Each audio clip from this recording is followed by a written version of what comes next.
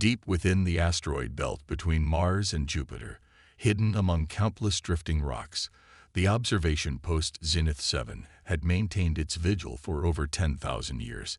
Its quantum crystalline structure rendered it invisible to Earth's most advanced detection systems, while its inhabitants watched humanity's progress with increasing fascination. Observer first-rank Vera adjusted her temporal sensors, her crystalline form shimming with concern as she studied the latest readings from Earth. The humans were doing it again, pushing boundaries they didn't fully understand, yet somehow achieving results that should have been impossible.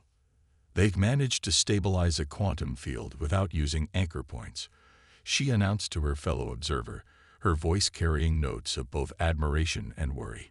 It's crude, but they're doing it through pure intuition.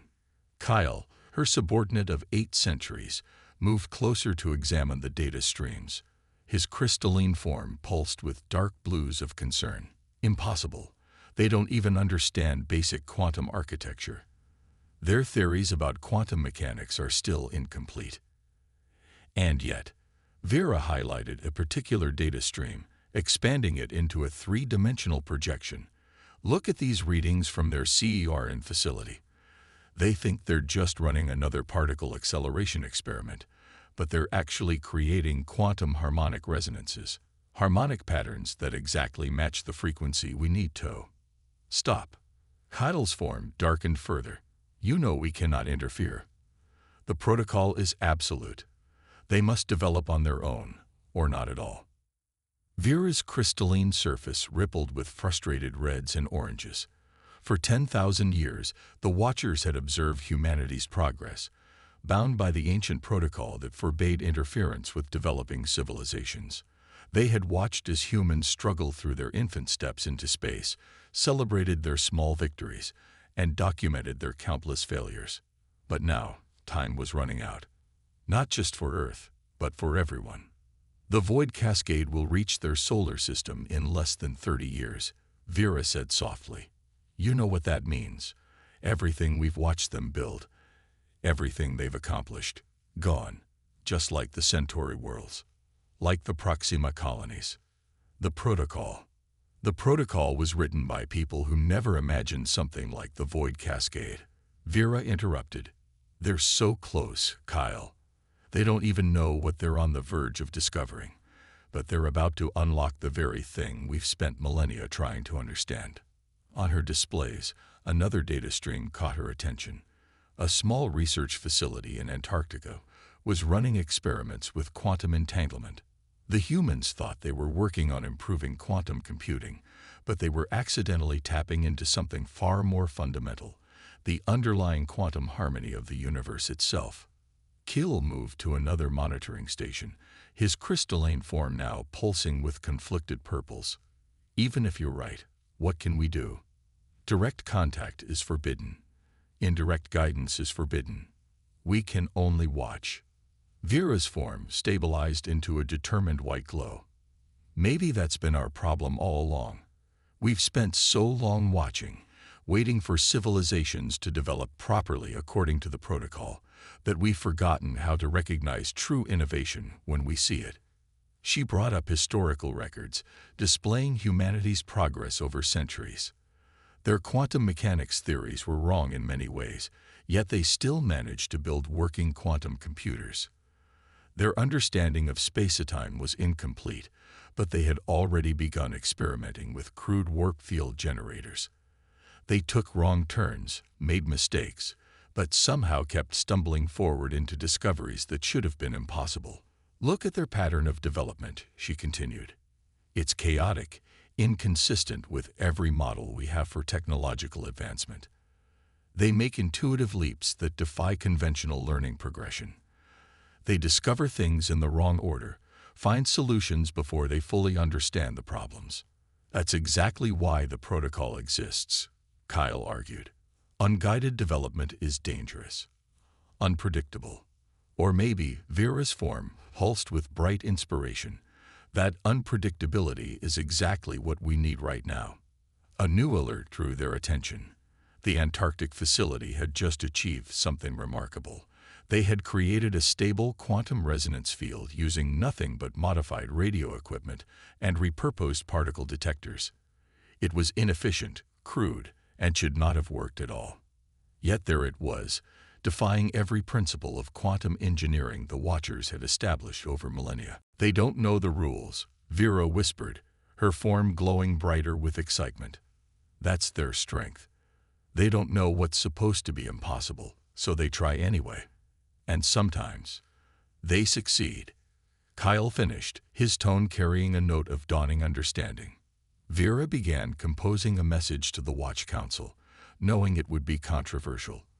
For the first time in 10,000 years, she would recommend breaking observation protocols, not to interfere with human development, but to preserve it, to give them the chance to develop their impossible solutions before the void cascade arrived. "The protocol says we must not guide them," she said as she worked, "but it says nothing about learning from them." In the displays around them, Earth continued its orbit, its people unaware of both the danger approaching their world and the remarkable discoveries they were stumbling toward. In research facilities, universities, and laboratories across the planet, humans continued to probe the quantum nature of reality, their unorthodox approaches yielding results that the galaxy's oldest civilizations had deemed impossible. Vera knew the Council would take time to debate her recommendation. Time they didn't have.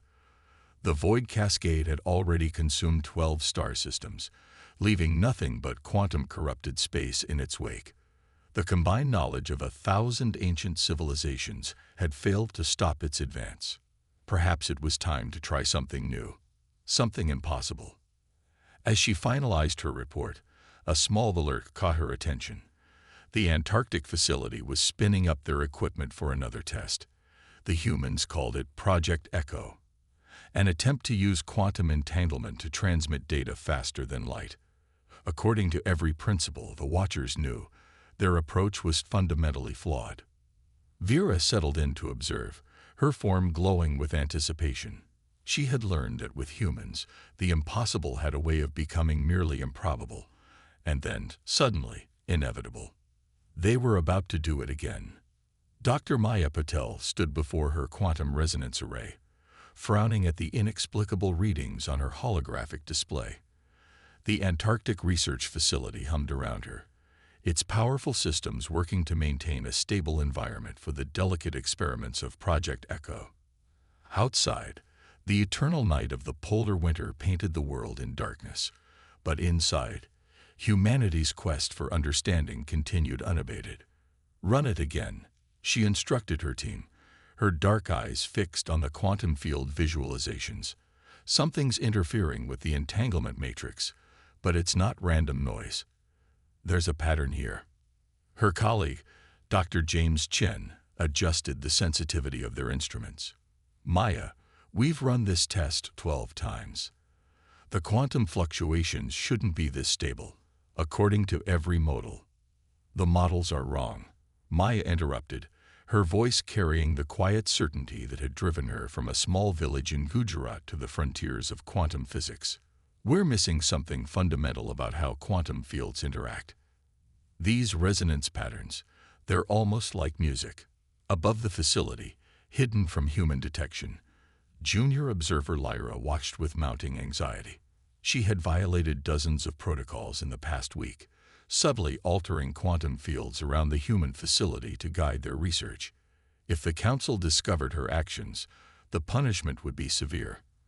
But after witnessing Vera's passionate defense of humanity's potential, and her subsequent removal from her observation post, Lyra knew she had to act. The void cascade had accelerated its advance. They no longer had years to wait for humanity to stumble upon the right discoveries. They needed answers now. In the facility below, Maya's team initiated another test sequence. The quantum resonance array hummed to life, its carefully aligned crystals beginning to glow with an otherworldly light. Lyra watched as the humans once again approached the threshold of a discovery that should have been impossible for their level of technology. "Field stability at 93%, James announced, his fingers dancing across his control panel. "Quantum coherence holding steady at..." "Wait, These readings can't be right. Maya moved to his station, her eyes widening as she studied the data. The entanglement effect is cascading. It's not just linking our test particles, it's creating some kind of harmonic resonance with the background quantum field itself. Lyra's crystalline form pulsed with excitement. They were seeing it, the fundamental nature of reality that the Watchers had spent millennia trying to understand. Humans, with their incomplete knowledge and improvised equipment, were about to make a leap that should have taken centuries of careful advancement. In her excitement, she let her control slip. For just a moment, her quantum manipulations became too strong. Inside the facility, alarms began to blare. The quantum resonance array's glow intensified, filling the room with prismatic light. Maya's team scrambled to maintain control of their experiment, but she stood transfixed by the patterns emerging in their quantum field visualizations. "It's not random," she whispered. "None of it is random. The quantum field, it's alive with patterns. Like we're hearing echoes of something vast." James reached for the emergency shutdown controls. "Maya, we need to stop this. The power readings are off the scale." "No." Maya's hand shot out, stopping him. "Look at the harmonic progression. These aren't echoes of our experiments. Something out there is responding to us." Lyra froze.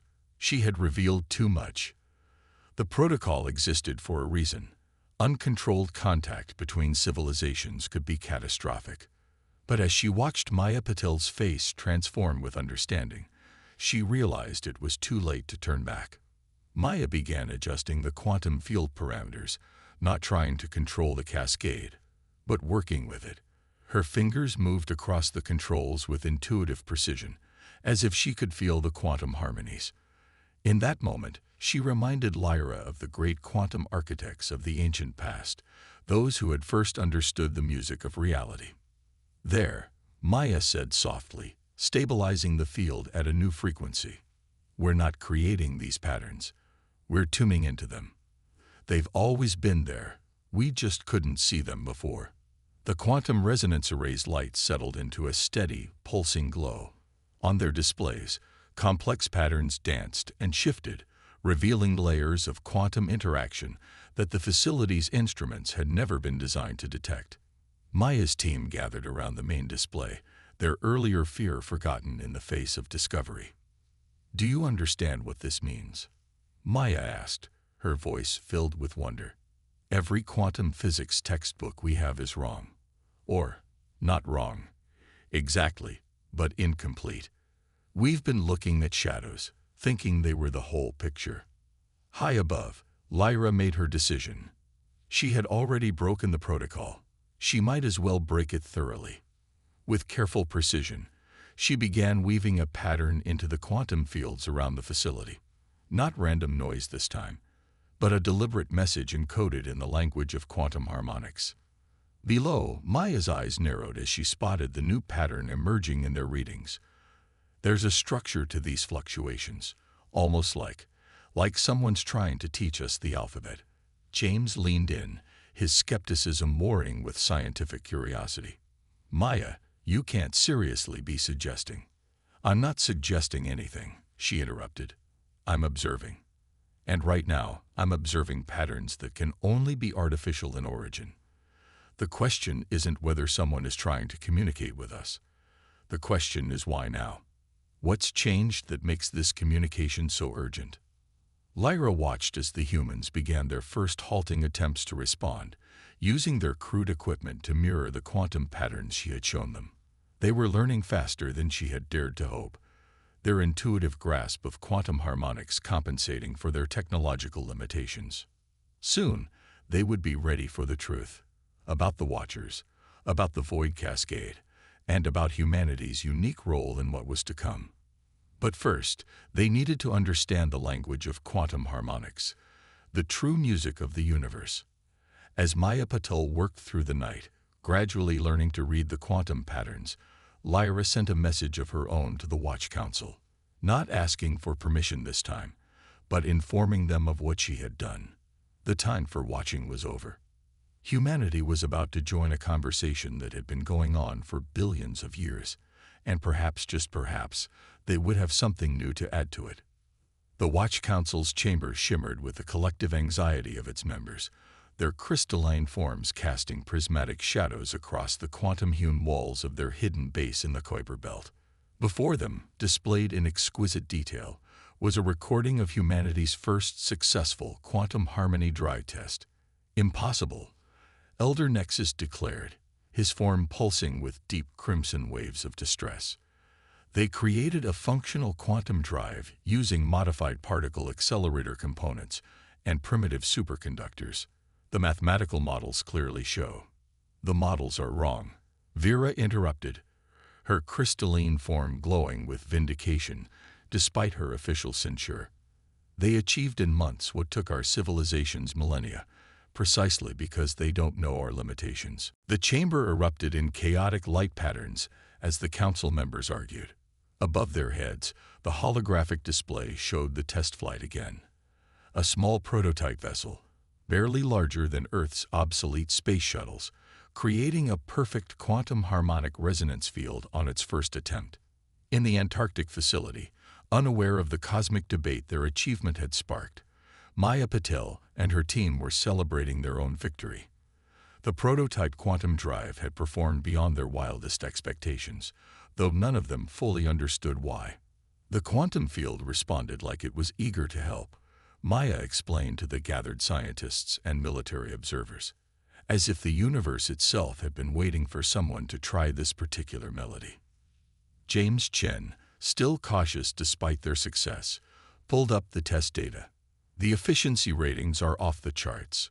According to our previous models, this level of quantum coherence shouldn't be possible without massive energy input, but we're achieving it with less power than it takes to run the facility's heating system. At the back of the room, General Sarah Rodriguez watched with careful attention. 25 years of military service had taught her to recognize game-changing moments, and this was definitely one of them. "How soon can we scale up?" she asked, her voice cutting through the technical discussions.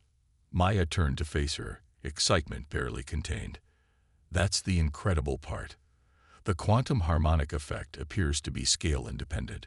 We could theoretically build a drive system for a ship the size of an aircraft carrier, and it would require only marginally more power than our prototype."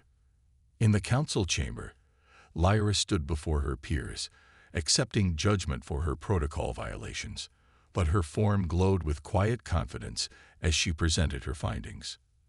The humans aren't just replicating our quantum technology. They're improving it. Their intuitive approach to quantum harmonics has revealed principles we never considered. Because we knew they were impossible, Elder Nexus countered. No, Lyra's form pulsed with intensity. Because we assumed they were impossible. Humans have a unique ability to ignore established limitations. They don't see boundaries. They see challenges. The debate was interrupted by a priority alert. The void cascade had consumed another star system, much faster than predicted. Its advance was accelerating, and its path was now unmistakably directed toward Earth's solar system. Back on Earth, Maya's team was preparing for their first long-range test flight when their instruments detected something strange. The quantum harmonic field they had created was picking up disturbances from deep space, disturbances that shouldn't have been detectable at their current level of technology. "It's like listening to a symphony and suddenly hearing a sour note," Maya explained to General Rodriguez. "Something out there is disrupting the natural quantum harmonies of space itself." James pulled up a spatial map, plotting the disturbances. "Whatever it is, it's moving. And if these calculations are correct, it's headed our way." In that moment, across the solar system, decisions were made. In the council chamber, the Watchers finally voted to break 10,000 years of protocol. On Earth, General Rodriguez initiated emergency protocols to accelerate the quantum drive program from experimental research to critical defense project. And somewhere in between, Lyra and Vera met in secret aboard Zenith 7, making plans of their own. "They're ready," Lyra insisted, her form shimmering with urgent colors. "The humans have already intuited half of what we need to tell them." Their quantum drive works better than ours ever did, precisely because they approached the problem from an entirely different perspective. Vera's form pulsed with agreement. The Council will take too long to act. Their protocols and procedures. She paused, her crystalline surface rippling with decision. How soon can you get a message to Dr. Patel? I've already laid the groundwork through quantum field manipulations. She knows something is trying to communicate. She just doesn't know what yet. Then it's time to be more direct. Vera's form stabilized into a determined white glow. The void cascade isn't just consuming space, it's consuming knowledge, civilization, possibility itself. We spent millennia watching humanity develop, bound by protocols designed to prevent us from corrupting their natural development. And now they might be our only hope. Lyra finished. In the Antarctic facility, Maya sat alone in the lab, staring at the quantum field visualizations. The patterns were becoming clearer to her now, like a language she was slowly learning to read. There was a message hidden in the quantum harmonics, she was sure of it. Not just random patterns, but a deliberate attempt at communication. As she watched, new patterns began to form in the quantum field. Not the subtle suggestions she had been studying for months, but clear, distinct symbols. A first contact protocol, written in the language of quantum mathematics. Maya's hands moved to her console, ready to respond. Humanity's long isolation was about to end, not with a traditional radio message from the stars, but with a quantum harmony that would change everything they thought they knew about the universe, and perhaps, just perhaps, save it in the process. The first official contact between humanity and the Watchers took place in Earth's orbit, witnessed by 23 satellites, 14 space stations, and nearly every telescope on the planet. The Watcher ship emerged from its quantum cloak like a crystal catching sunlight, its geometric perfection making human spacecraft look primitive by comparison. Maya Patel watched from the bridge of the QHS Prometheus, Earth's first quantum harmony ship, as the alien vessel approached. Despite the momentous nature of the occasion, her attention was split between the diplomatic protocols and the strange readings her quantum sensors were detecting from the direction of the Oort cloud. The harmonics are wrong, she muttered, adjusting her instruments. It's like watching a wave of silence approaching through an ocean of sound. General Rodriguez, standing beside her in full dress uniform, glanced at the readings. In the months since the quantum drive breakthrough, she had learned to trust Maya's intuitions about quantum harmonics. How long? At current velocity, the disruption will reach the solar system in less than 72 hours. The Watcher ship came to a stop 5 kilometers from the Prometheus. A quantum field message materialized in their systems, resolving into clear English. Dr. Patel, General Rodriguez, we request permission to come aboard. Time is short. The crystalline forms of Vera and Lyra materialized in the Prometheus's conference room 10 minutes later. Their appearance, translucent beings of living crystal, caused a stir among the human crew, but Maya found herself more interested in the quantum harmonics they emanated. You've been helping us, she said, not a question but a statement. Guiding our research. Against protocol, Vera admitted, her form shifting through shades of blue. But necessity demanded it. What approaches your world now represents the greatest threat our galaxy has ever faced. General Rodriguez stepped forward. Tell us everything. The explanation took 20 minutes. The void cascade, a quantum corruption that devoured not just matter and energy, but the fundamental properties of space-time itself.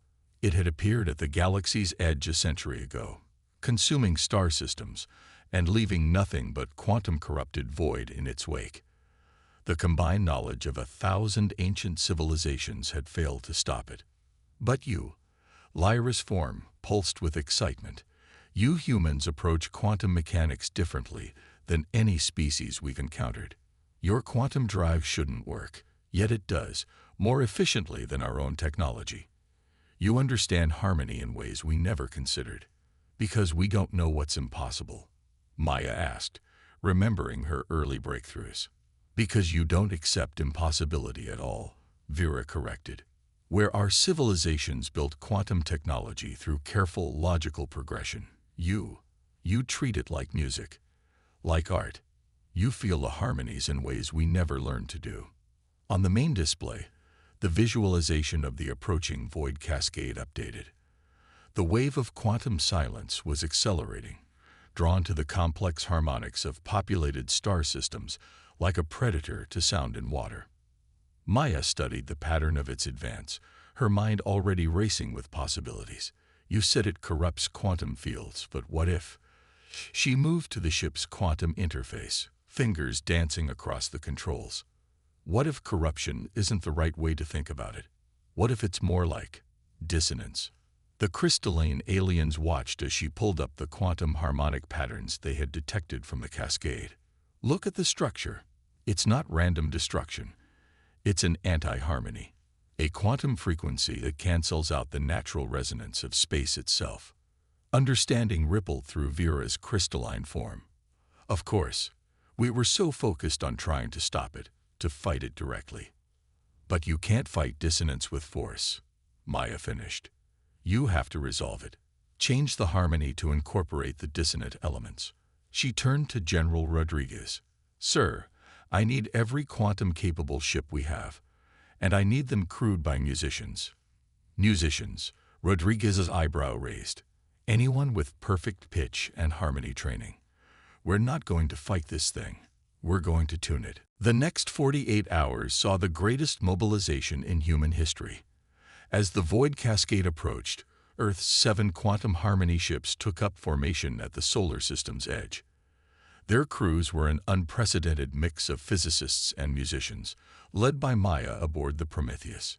Each ship's quantum drive had been modified according to Maya's theories, ready to generate not the usual clean harmonics of space travel, but complex, adaptive patterns more like a living symphony than a physics experiment.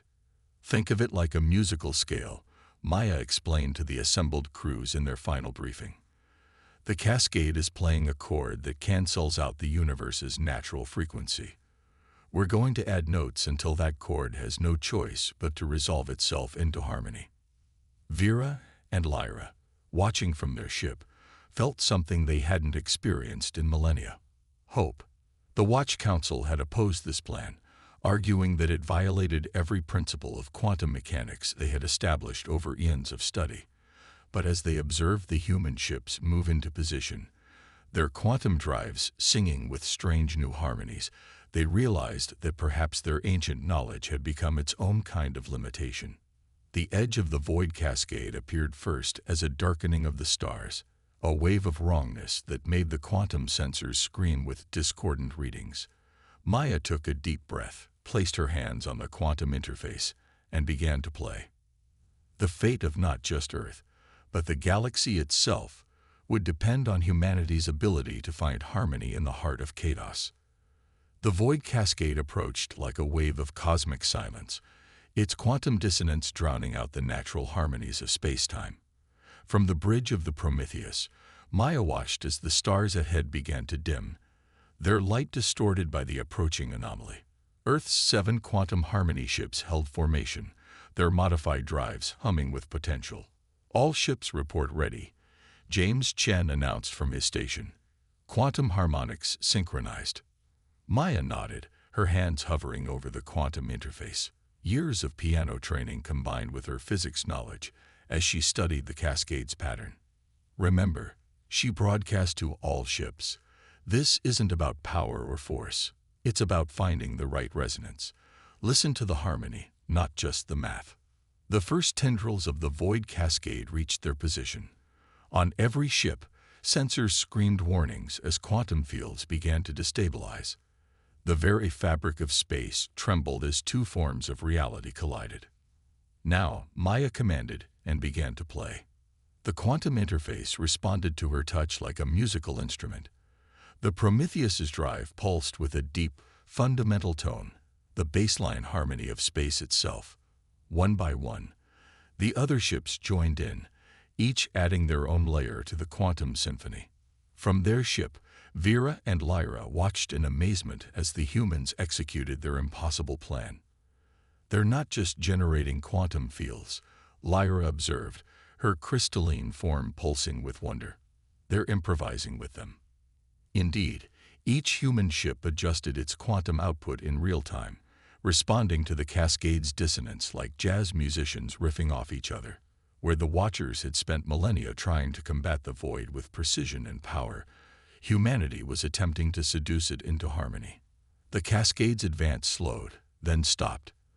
The wave of quantum silence met the human ship's harmonies and shuddered, like two sound waves interfering with each other. For a moment, space itself seemed to hold its breath. It's not enough, Maya realized, watching the pattern shift. We're matching it, but we're not transforming it. We need. Her eyes widened. We need everyone.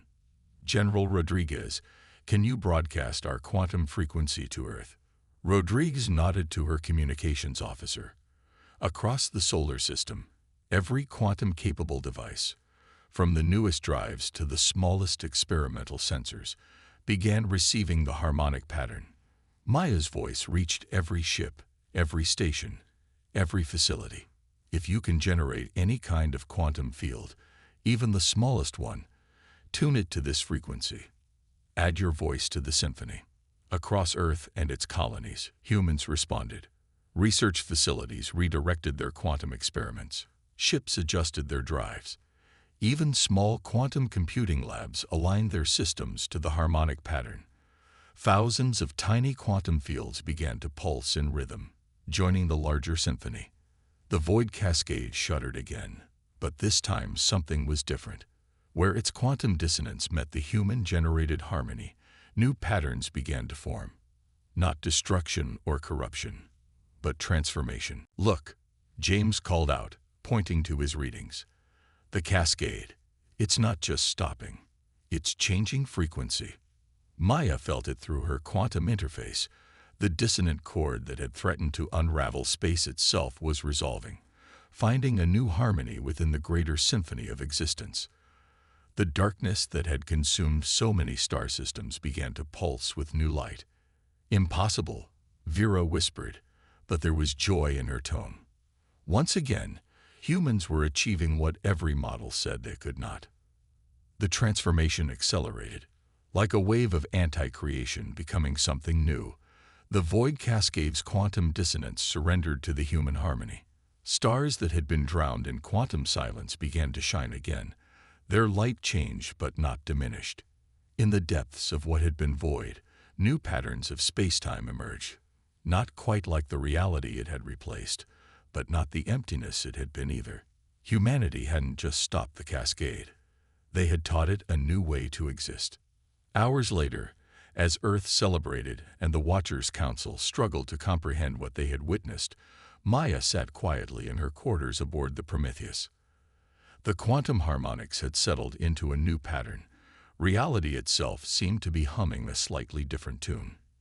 "You've changed everything," Vera said, her crystalline form shimmering with complex emotions. "Not just saving what was, but creating something entirely new. In all our millennia of watching, we never imagined. Sometimes the best solutions come from not knowing what's impossible," Maya replied with a small smile. "We just heard the discord in the universe's song, and knew we had to help it find its way back to harmony." The quantum fields pulsed around them, carrying the echo of their victory to the stars. Humanity had faced its first major cosmic crisis, not with superior firepower or advanced technology, but with creativity, intuition, and the simple, powerful desire to create harmony from chaos. In the reformed space that had once been the void cascade, new possibilities waited to be explored. The Watchers would need to rewrite their protocols, perhaps learn to see the universe through human eyes. And humanity, they had only just begun to understand their unique role in the cosmic symphony. Maya turned to her quantum interface one last time that night. The harmonics were different now, changed by their encounter with the void, but not lessened. If anything, the universe's song was richer for having faced and transformed its discord. Like all good music, it had grown by embracing change rather than fighting it. She smiled as she felt the new rhythms of space-time pulsing around her ship. Humanity had answered a call for help they were never meant to hear, and in doing so, they had added their own unique voice to the eternal symphony of creation. The stars seemed to shine brighter now, resonating with possibilities that even the ancient watchers had never dreamed of. The universe, it seemed, had been waiting for someone who could teach it how to sing a new song.